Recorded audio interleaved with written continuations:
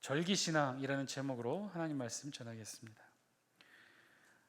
한 무신론자가 이 기독교인 친구에게 어느 날 이렇게 느닷없이 불평을 늘어놓았답니다. 이 불평인즉 무신론자가 갖는 기독교인에 대한 불평이 뭐냐면, 야, 너네 기독교인들은 너네 절기들이 있어.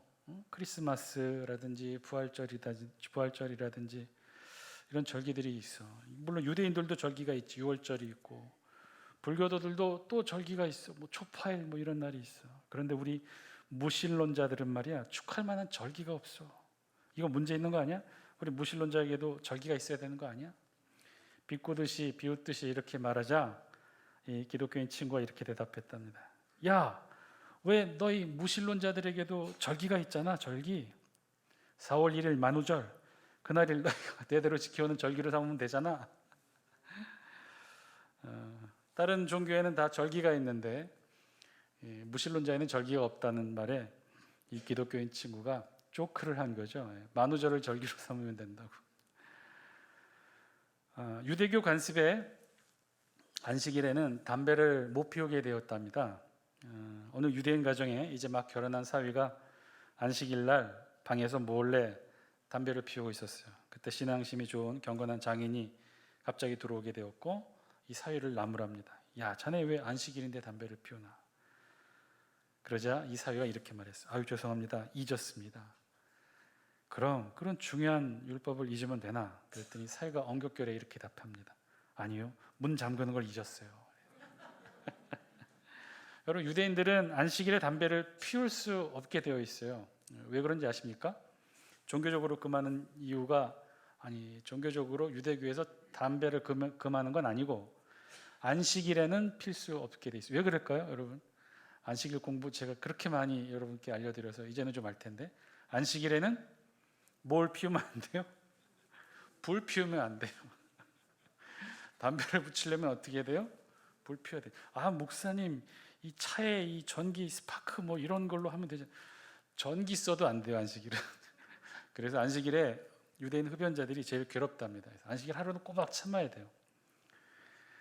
그래서 수많은 흡연자들이, 이 유대인 흡연자들이 일주일에 안식일은 어쩔 수 없이 지키는데, 금연을 하는데, 그런데 정말 지킬 수 없이 괴로운 절기가 있어요.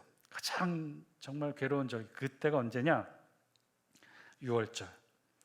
왜냐? 6월절은요, 그 다음날 무교절로부터 시작한 일주일이 연결되어 있기 때문에 일주일 내내 담배를 피지 못하는 거예요. 그러니 얼마나 괴롭겠어요. 그런데요, 여러분, 안식일에는 유대인들이 담배를 피지 못하게 막는 이유가 뭐라고 그랬어요? 안식일에는 불을 피우면 안 되니까 담배를 못 피우는 거예요. 그럼 6월절에는 왜 담배를 피우지 못하게 할까요? 6월절에 담배를 피울 수 없는 이유는 다른 데 있었어요.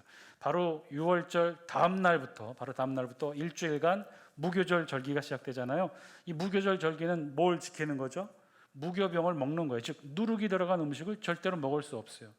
그래서 이 6월절 무교절 맞이하기 전에 유대인들이 어떻게 한다고 그랬어요? 집안에 있는 모든 빵, 누룩이 들어가 있는 모든 음식들, 냉장고에서 최소한 2, 3일이 지난 음식은 다 갖다 버려요.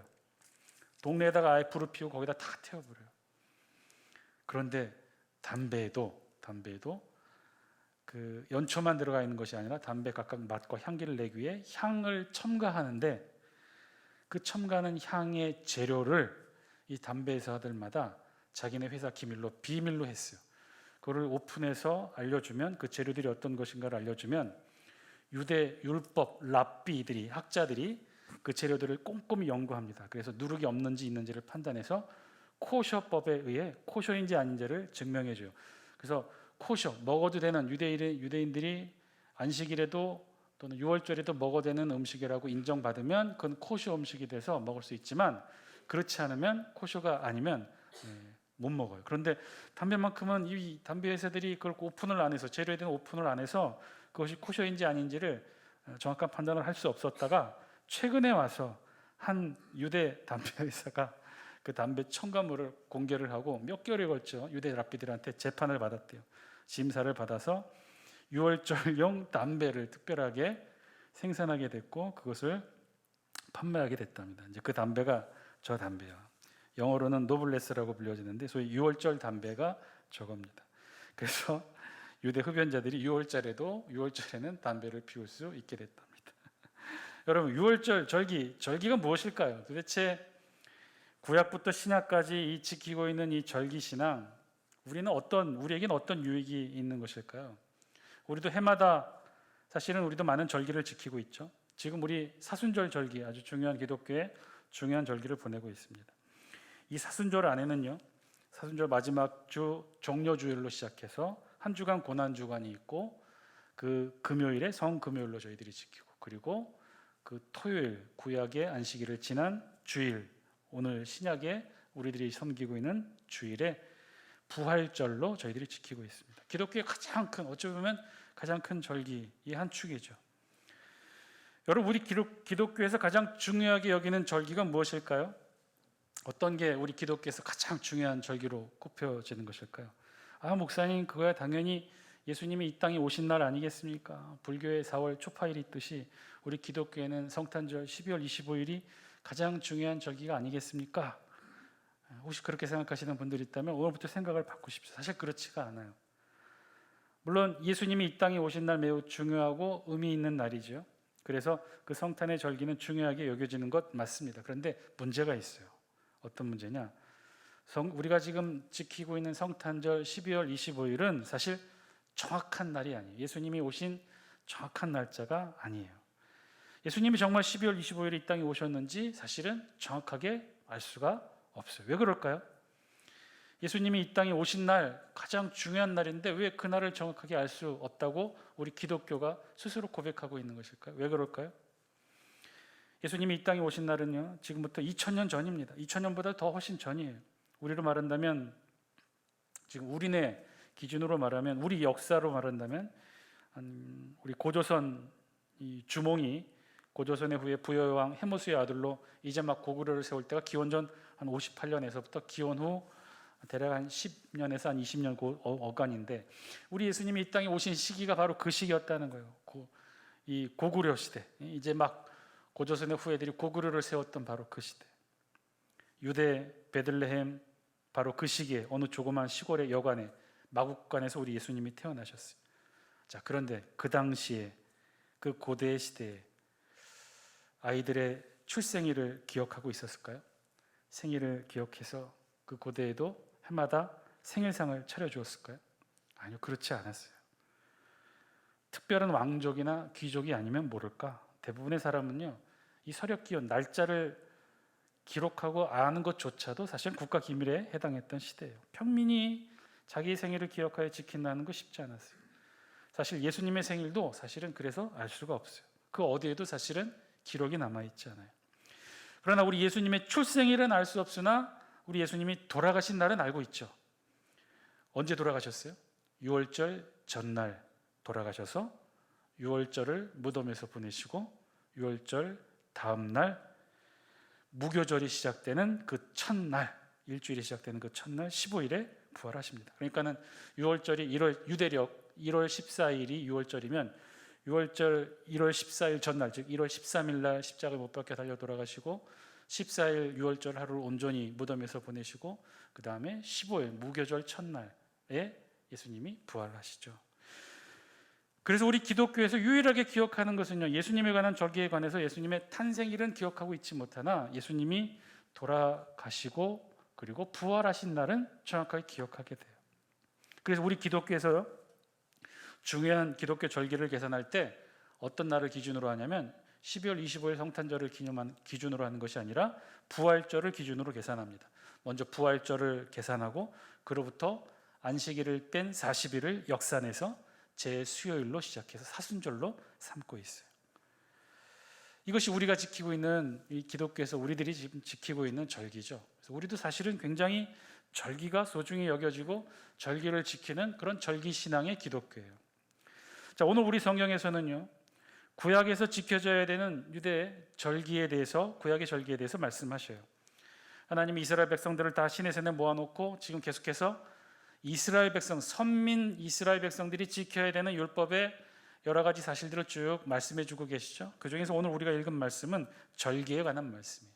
그것도 유대의 대표적인 3대 절기와 안식년, 안식일에 대해 오늘 우리 성경이 말씀해 주고 있어요. 먼저 오늘 우리 성경에서는요, 안식년에 대해 먼저 말씀하셔요. 우리 10절, 11절. 10절, 11절 우리 같이 한번 읽겠습니다. 시작. 너는 6해 동안은 너의 땅에 파종하여 그 소산을 거두고 7째 해에는 갈지 말고 묵혀두어서 내 백성의 가난한 자들이 먹게 하라. 그 남은 것은 들짐승이 먹으리라. 내 포도원과 감람원도 그리할지니라. 아멘. 먼저 우리 성경은요, 안식년에 대해 말씀하고 있어요. 안식년. 여러분 읽어보시면 이 안식년은 무엇을 지키라는 절기라고 들려지십니까?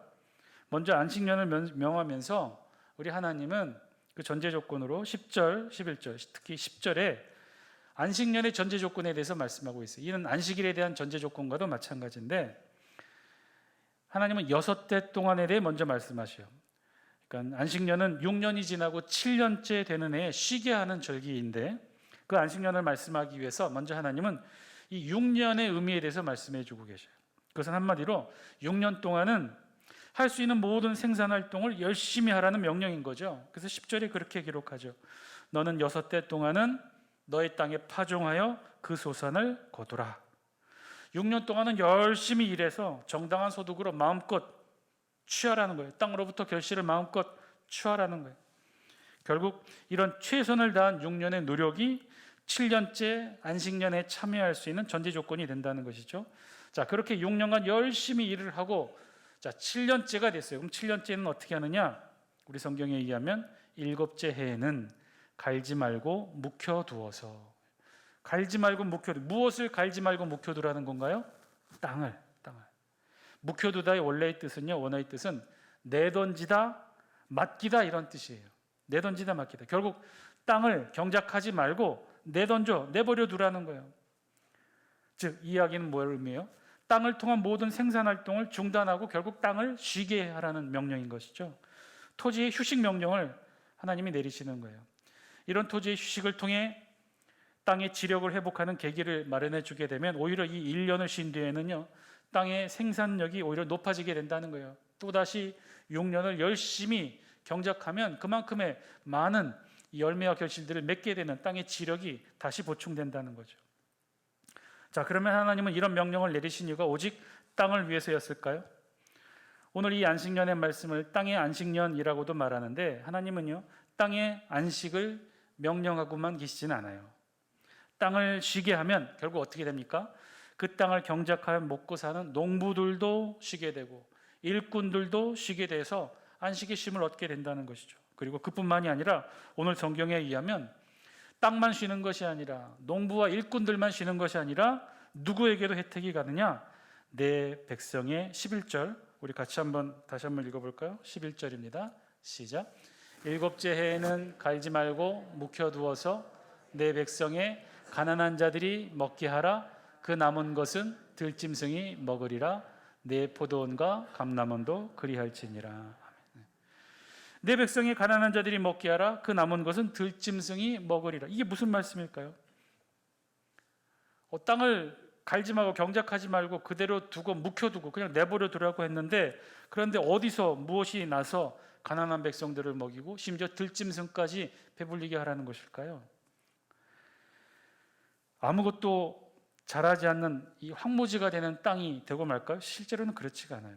6년까지 잘 열심히 경작했어요. 거기에는 이미 씨도 뿌려져 있고 가지도 뿌려져 있고 이 뿌리도 담겨져 있고 과실수 같은 경우는 이미 나무들이 심겨져 있는 상태죠. 단지 거기에 거름을 메고 땅을 주고 물을 주고 이런 경작하는 인간의 노동과 수고만을 하지 말라는 거예요. 그러면 이 6년째, 7년째 되는 해 땅을 버려두게 되면 어떻게 됩니까?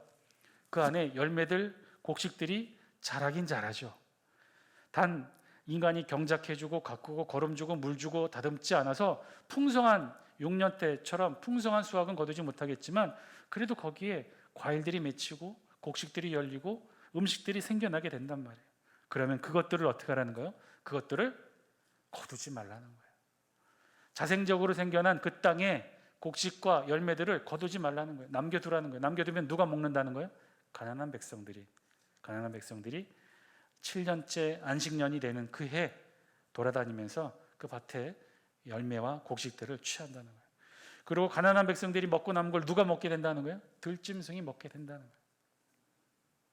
안식년은요, 그것은 땅만 쉬게 하는 것이 아니었어요. 땅과 함께 농부와 일꾼들도 안식의 쉼을 얻게 하는 것이고, 그뿐만이 아니라 7년째 안식년의 땅에서 나오는 이 자생적인 결실을 가난한 백성들과 들짐승을 위해 베풀게 했던 것이 오늘 말씀해 주셨던 구약의 이 안식년에 하나님이 주신 절기예요.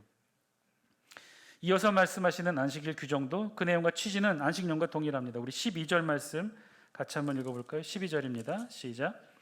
너는 엿새 동안에 내 일을 하고 일곱째 날에는 쉬라. 내 소와 나귀가 쉴 것이며 내 여종의 지식과 자식과 나그네가 숨을 돌리리라. 아멘. 일곱째 날의 쉼, 그 전제도 마찬가지예요. 안식년과 마찬가지로 최선을 다한 6일이 있었고, 그리고 그렇게 맞이한 제7일째 안식일에는 쉬라는 거예요. 소와 나귀도 여종의 자식까지도 심지어 나그네까지도 쉴 수 있게 하라는 거예요.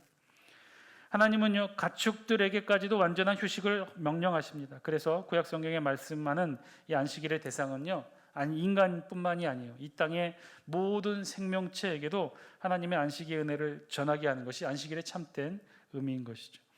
심지어 날마다 떠돌 수밖에 없었던 이 피곤한 나그네들조차도 이 안식일, 그날 하루만큼은 평안히 쉴 수 있도록 배려했던 것이 구약의 안식일의 의미입니다. 자, 그리고 이어지는 말씀, 이스라엘에서 가장 중요하게 여기는 3대 절기에 대해서 기록하죠. 우리 15절 말씀 같이 한번 읽습니다. 15절 시작. 너는 무교병의 절기를 지키라. 내가 내게 명령한 대로 아비벌의 정한 때에 이래 동안 무교병을 먹을지니 이는 그달에 내가 애굽에서 나왔음이라. 빈손으로 내 앞에 나오지 말지니라. 아멘. 첫 번째 하나님의 명령으로는요, 꼭 지켜야 되는 절기는 이 무교병의 절기예요. 무교병의 절기로 표현됐는데 이 무교병의 절기는 다른 표현으로 유월절에 해당합니다. 참 헷갈리는 것이 유월절도 있고 무교절도 있고 어떤 때는 이것을 혼용해서 쓰기도 하고 그래요. 그런데 정확하게 이 두 절기 모두 출애굽 사건에서 기인된 절기이고 두 절기 모두 서로 다른 표현으로 함께 쓰여지고 있어요. 날짜는 유대력, 즉 아비벌, 바벨론 포로 시대 이후에는 니산월이라고 하는데 이 유대력 1월로부터 시작합니다. 오늘날 태양력, 우리 달력으로는 3월에서 4월에 해당해요. 이 3월에서 4월에 해당하는 이 달을 하나님께서 출애굽하는 이스라엘 백성들에게 아마 그때가 3월에서 4월, 이 태양력으로 따져보면 3월에서 4월쯤 해당하는 그 시간이었나 봐요.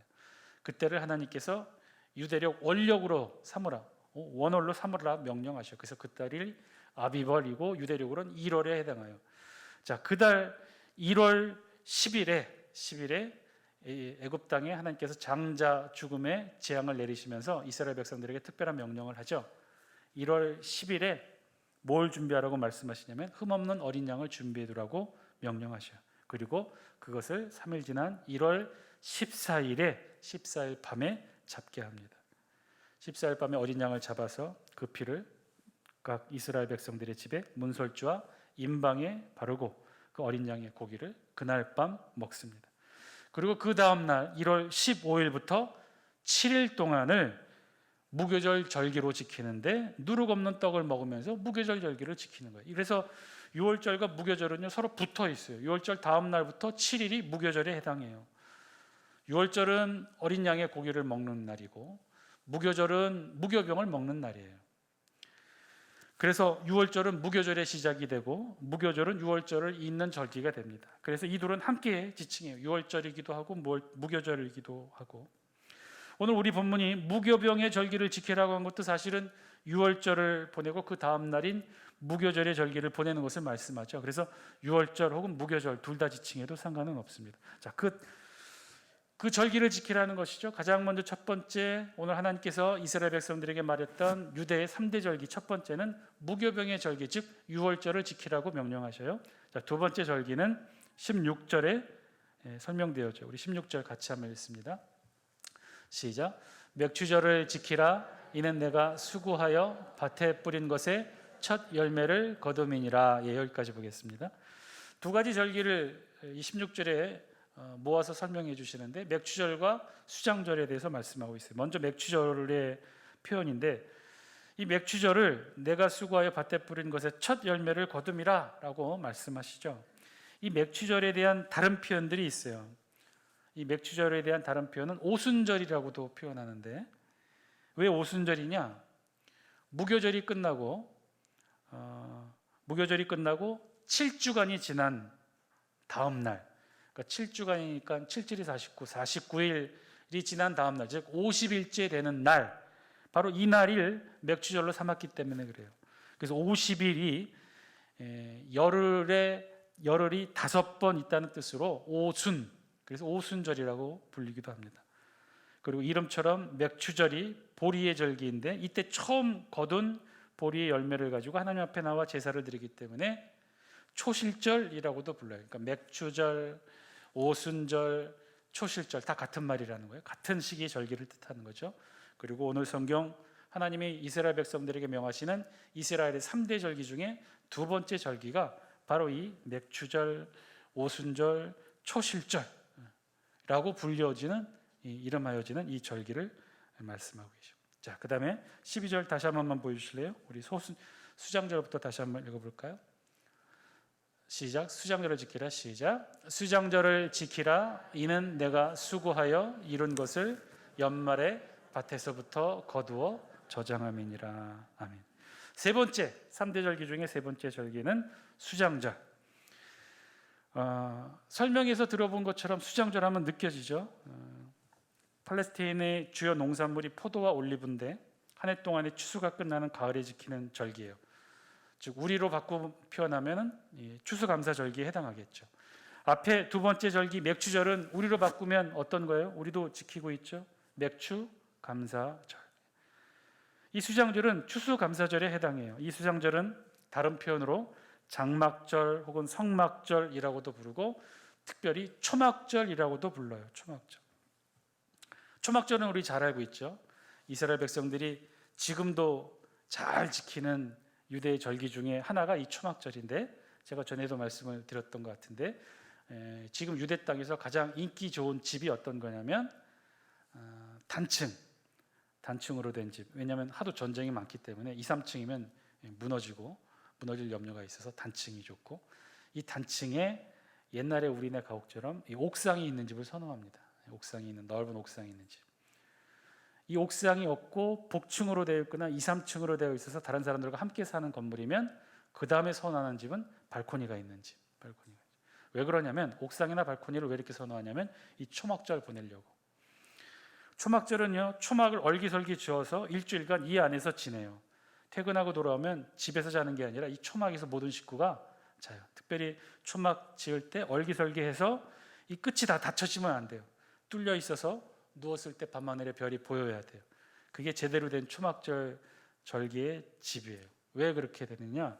이스라엘 백성들이 광야 40년 동안 자신들의 조상이 40년 동안 광야에서 장막 생활한 것을 기억하고 기념하는 절기이기 때문에 이 초막절을. 자, 그런데 이 초막절에 사용되어지는 이 초막 가지들, 이 나뭇 가지들 이게 어디서 나오느냐? 수장절, 추수가 끝나고 다 가을 거지가 끝나면 열매를 다 걷고 곡식을 다 걷고 끝났을 때 그 열매를 털어낸 그 나뭇가지들 다 잘라서 초막으로 사용한 거예요. 그래서 수장절과 초막절은 같이 붙어져 있어요. 수장절, 추수감사절과 초막절 혹은 이날을 장막절 혹은 성막절이라고도 불러요. 자, 세 개의 절기 제가 다 말씀을 드렸어요. 6월절 첫 번째 절기죠. 6월절은 무교절이라는 이름으로도 같이 쓰여요.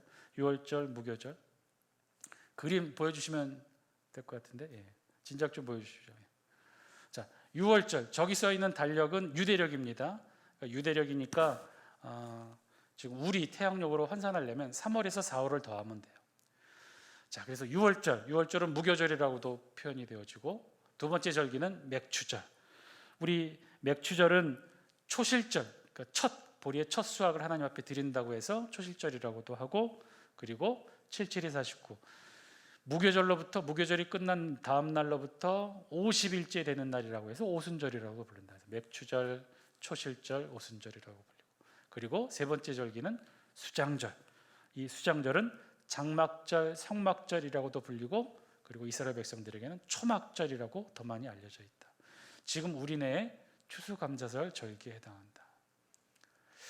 그럼 말 나온 김에 지금 우리 기독교에서 지키는 절기, 가장 크게 많이 지키는 절기가 제가 아까도 말씀드렸죠. 사순절 끝에 있는 고난주간 다음에 있는 부활절이 우리 기독교에서 가장 기념되는 절기인데, 그때가 보통 우리 태양력으로 언제 해당할까요? 4월, 빠르면 3월에도 있고 보통 이제 4월에 이 부활절이 있게 됩니다. 음력으로 계산해서 해마다 변동이 있어요. 자, 6월절이 지금 여러분 표시된 저기 유대력이에요. 1월 14일로 기록이 되어 있는데 거기에다가 3월에서 4월을 더하면 언제죠? 4월달 혹은 5월달 초가 되죠. 그때 우리 절기와 해당되는 절기가 뭐가 있죠? 부활절. 맥추절은 어디에 해당한다고 그랬어요? 저기다가 3월에서 4월 더하면 7월 달에 해당하죠. 맥추 감사절. 수장절 7월, 여러분 보이세요? 글씨? 7월 15일에 됐는데 전 유대력이에요. 저기다가 3개월을 더하면 10월 달이 되겠죠. 10월에서 11월. 그때 추수 감사절. 부활절, 맥추절, 추수 감사절. 구약에서 지켜지고 있는 이 3대 절기를 오늘 성경이 우리에게 말씀해 주고 있어요. 자, 이 세 가지 절기, 유월절, 맥추절, 수장절, 하나님께서 특별한 명령으로 꼭 지키라고 말씀하시는 것이 바로 오늘 우리 본문의 핵심이에요. 그런데 그 말씀을 두 구절에 걸쳐서 14절과 17절에 걸쳐서 꼭 지키라고 명령하십니다. 우리 14절 말씀과 17절 말씀 우리 같이 한번 읽어볼까요? 시작. 너는 매년 3번 내게 절기를 지킬지니라. 17절. 내 모든 남자는 매년 3번씩 주 여호와께 보일지니라. 하나님은 두 번 14절과 17절을 통해 강조하셔요. 17절에 보시면 모든 남자는 매년 3번씩 이렇게 말씀하셔서, 그래서 혹시 남자들만 지키는 것으로 오해하는데 그렇지는 않고요. 남자들이 각 가정의 대표이기 때문에 남자를 지칭했을 뿐이고 실제로는 가족 모두가 이 절기를 지켰어요. 실제로 우리 성경, 우리 본문 출애굽기, 레위기 이후의 기록에서는요, 이스라엘 백성들은요, 이 철저히 이 이스라엘의 3대 절기를 지키려고 노력합니다. 아니 뭐 따지고 보면 절기를 지킨다는 것이, 그것도 1년에 3번만 지킨다는 것이 사실 뭐가 어렵겠습니까? 막말로 1년에 3일 혹은 3주만 지키면 되는데 그 정도가 뭐가 어렵겠어요?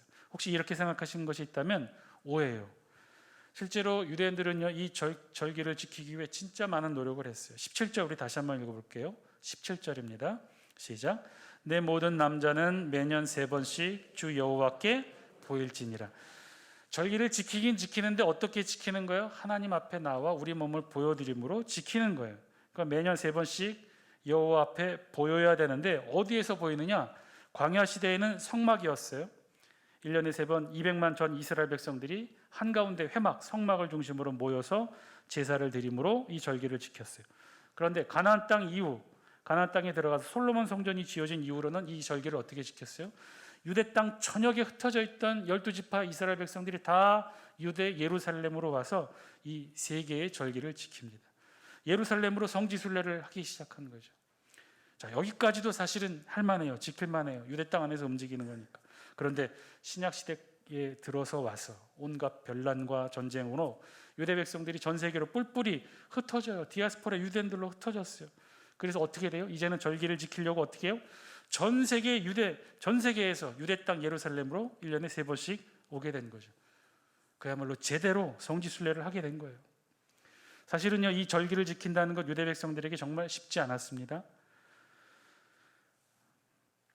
우리네 종교력과도 비슷하게 지키는데, 우리도 만약에 이 세 절기, 부활절, 맥추감사절, 추수감사절에 해당하는 이 절기, 유월절, 또 맥추절, 또 수장절에 해당하는 이 유대 절기를 지켜야 되는데, 만약에 유대인들이 이 세 가지를 지키는 것이 어렵잖아요. 또 전 세계에 흩어져 있는 디아스포라 유다인들이라면 1년에 3번 세계 여행을 하면서 유대 땅 예루살렘에 온다는 게 정말 쉽지가 않았을 거예요. 그러면 이들도 생각하겠죠. 그럼 이들 중에 이 세 개의 절기 중에 꼭 중요한 거 하나만 지키자 한다면 어떤 절기를 지킬까요? 유월절, 맥추절, 수장절. 이거 우리 기독교로 바꿔내면 뭐라고 그랬어요? 어디에 해당한다고 그랬어요? 부활절, 맥주절, 추수감사절. 이 세 절기 중에 가장 중요한 절기를 꼽으라 한다면 우리 어떤 걸 꼽죠? 부활절을 꼽죠. 마찬가지예요. 유대인들도. 이 세 개의 절기 중에서 뭘 꼽냐면 유월절을 그나마 가장 중요하게 지켰어요. 그래서 나중에 신약 시대에 오면요, 1년에 3번씩 예루살렘에 오는 것이 힘들어지자 주로 한 번 오게 됐는데 그 한 번이 언제 많이 왔느냐? 6월절에 와요. 6월절 되면 그래서 이스라엘 그 좁은 성곽 도시가 그냥 사람들로 북적북적거려. 바로 그 6월절 때 예수님이 십자가에 못 박혀 달려 돌아가신 때가 되었고, 그리고 정확히 AD 70년 후에 예루살렘 성전이 로마 장군 티투스에 의해서 함락될 때도 바로 그때가 6월절이었어요. 그래서 그 함락될 때의 기록이 유대 역사가 요세푸스의 기록으로 남아 있는데, 그때 그 좁은 예루살렘 성곽 도시 안에 로마군에 의해 함락되었을 때 그 안에 갇혀있던 유대인들이 얼마였느냐? 숫자가 270만. 여러분 상상이 가세요? 270만 명이 그 예루살렘 성전 안에 갇혀있다가 다 죽게 됩니다. 실제 로마 전사의 기록에 의하면 전쟁이 끝나고 포로로 잡힌 사람이 9만 7천 명이었고 사망자가 110만에 이르렀다고.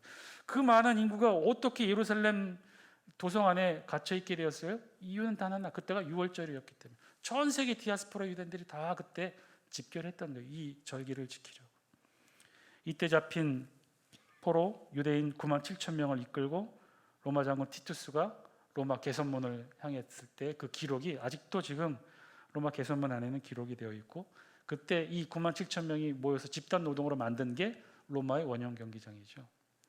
자, 그럼 질문이 있어요. 자, 하나님은 왜 이토록 절기를 지키도록 명령하신 걸까요? 왜 이런 절기를 해마다 지키도록 하나님께서 명령하신 이유가 무엇이었을까요? 그것을 알 수 있는 단서가 되는 말씀이 우리 본문 18절에 있는 말씀이에요. 우리 18절 말씀 우리 같이 한번 읽겠습니다. 시작. 너는 내 제물의 피를 유교병과 함께 드리지 말며 내 절기 제물의 기름을 아침까지 남겨두지 말지니라. 아멘. 자, 이게 무슨 말씀일까요? 무슨 뜻일까요? 내 제물의 피를 유교병과 함께 드리지 말라. 내 제물의 피, 예전 성경에서는 희생의 피라고 번역되어 있는데 이 말의 뜻은 어떤 것일까요? 하나님께 거룩한 제사를 드리기 위해 제물로 잡은 짐승에게 흘려진 피, 그것이 곧 희생의 피고 제물의 피일 텐데, 그것을 오늘 본문의 맥락에서 유추해 보면 유월절, 맥추절, 수장절 중에 이 희생의 제물의 피가 나오는 절기는 어디죠? 유월절. 유월절 때 어떤 거를 드리죠? 어린 양의 피, 어린 양을 잡을 때 그때 흘려진 피를 말하는 거예요. 이 어린 양의 피는요, 신약 시대 예수 그리스도의 보혈을 상징하기도 합니다. 이 어린 양의 피를 뭐라고 해요? 성경 말씀에 유교병과 함께 드리지 말라는 거예요. 여기서 유교병이란 이 발효하다, 시다 이런 뜻의 하메치라는 단어예요. 원효예요. 발효된 것을 말해요. 즉 누룩 등의 곰팡이로 발효가 된 것 혹은 변질된 것을 말하는데, 성경에서 이 누룩은요 부패와 죄악을 상징합니다. 그래서 이 부패한 것을, 누룩이 들어가 변질된 유교병, 이 부패한 것을, 거룩한 것을 상징하는 유월절 어린 양의 피와 함께 놓을 수 없다, 함께 하나님 앞에 드릴 수 없다는 것이죠. 자, 이 말씀에 대한 고린도전서 5장 7절과 8절에서 바울은 이 말씀을 이렇게 설명을 합니다. 우리 고린도전서 5장 7절과 8절 영상을 통해 함께 읽습니다. 시작. 너희는 누룩 없는 자인데 새 덩어리가 되기 위하여 묵은 누룩을 내버리라. 우리의 유월절 양 곧 그리스도께서 희생되셨느니라. 이러므로 우리가 명절을 지키되 묵은 누룩으로도 말고 악하고 악의에 찬 누룩으로도 말고 누룩이 없이 오직 순전함과 진실함의 떡으로 하자. 아멘. 묵은 누룩으로도 말고 누룩이 없이 오직 순전함과 진실함의 떡으로 하자. 하나님께서 우리에게 절기를 지키라고 명령하신 이유, 해마다, 6년마다, 아니 매주마다, 아니 매일마다 안식일로, 안식년으로, 부활절, 맥추절, 추수감사절 해마다 똑같은 절기를 지키게 하신 그 이유가 오늘 성경에 의하면 묵은 누룩으로도 말고 누룩 없이 오직 순전함과 진실함으로 그렇게 하나님 앞에 우리 모두를 나오게 하기 위해서, 하나님은 그렇게 매 절기마다 우리를 그렇게 부르시도록 지키도록 명령하셨다는 거예요. 오직 누룩이 없이 오직 순전함과 진실함으로 그렇게 우리의 신앙을 잘 지키라고, 하나님은 오늘도 저와 여러분들에게 본문을 통해 우리에게 말씀해 주시는 줄 믿습니다. 안식일, 주일, 부활절, 맥주절, 추수감사절, 안식년 잘 지키라고 하나님 우리에게 명령하셔요.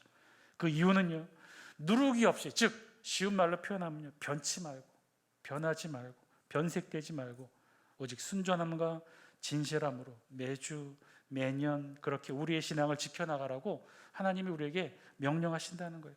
사랑하는 장수교 성도 여러분, 오늘 말씀을 통해 우리에게도 주신 하나님의 음성 저와 여러분들이 들을 수 있게 되길 바랍니다.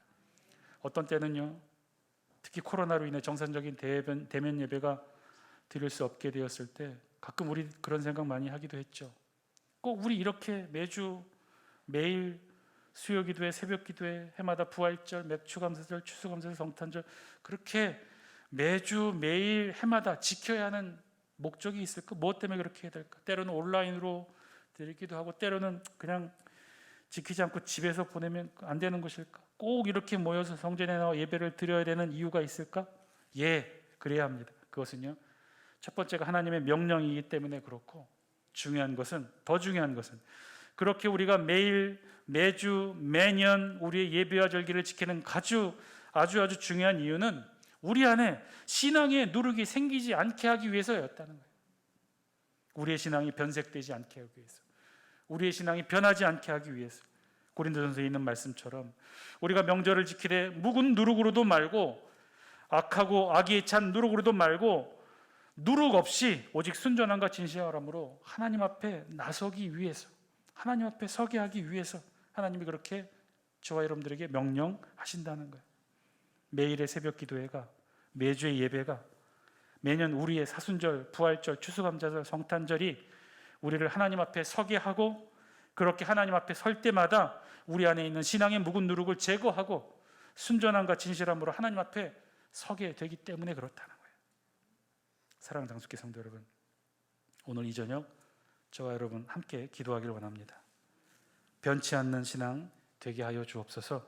기도하시기 바랍니다. 매일, 매주, 매년 우리의 예배의 절기를 통해 마땅히 드려야 될 예배의 모습들을 통해 하나님 앞에 서게 될 터인데, 그때마다 진실되고 순전함과 진실함으로 하나님 앞에 누룩 없이 진실함으로 설 수 있는 우리의 신앙 되게 하여 주옵소서. 그래서 매일 새벽 기도에, 매주 수요 기도에, 주일 예배, 매년에 있는 절기들 다 지키게 하여 주옵소서. 힘들어도 지쳐도 매일, 매주, 매년 끊임없이 하나님의 명령에 따라 하나님 앞에 나와 우리의 모습 보여드리고 누룩 없이 순전함과 진실함으로 하나님 앞에 나오는 우리들의 신앙 되게 하여 주옵소서. 우리 생애 호흡이 다하는 그 순간까지 우리의 이 신앙 변치 않고 늘 하나님 앞에 당당히 서는 우리들 되게 하여 주옵소서. 우리 다 함께 이 기도 제목 놓고 통성으로 기도합니다. 기도하시겠습니다.